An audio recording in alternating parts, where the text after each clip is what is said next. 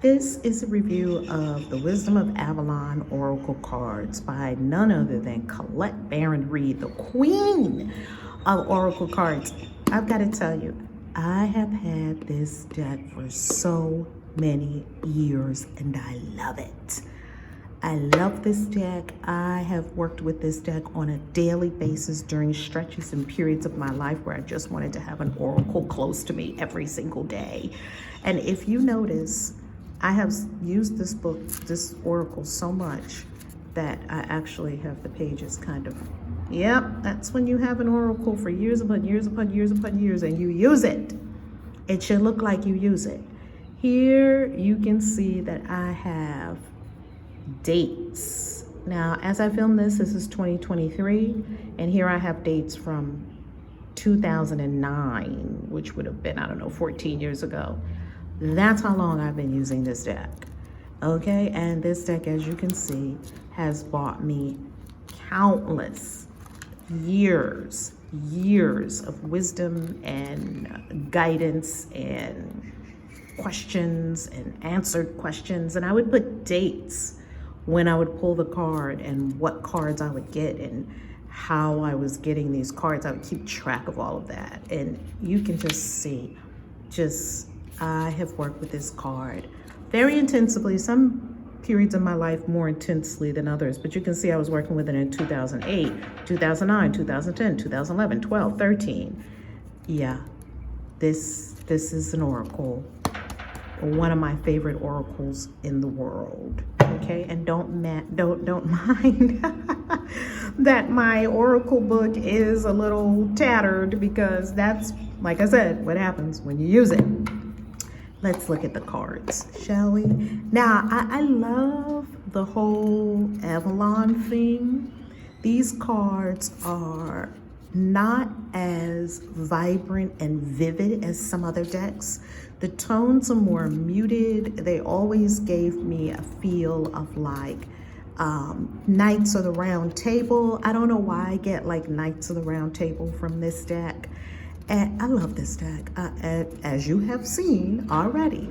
It gives such great wisdom. It's very intuitive. It is also very varied in the images on the cards.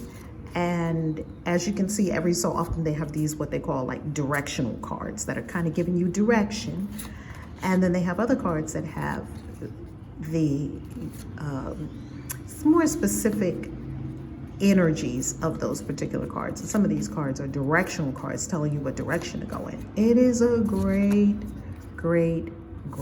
oracle. I love it. And there's Merlin, once again giving sort of the Knights of the Round Table feel, the goblin, the hawk. And we will go into the book in a moment and give you an idea of what some of these cards mean, so that you can understand both the directional cards. I call them directional cards because they're pointing a certain way in the forest, like when you're trying to get direction in the woods and you're seeing your way through. The deer, this is very much like I said, England, old England, Avalon, Knights of the Round Table, the Lady of the Lake.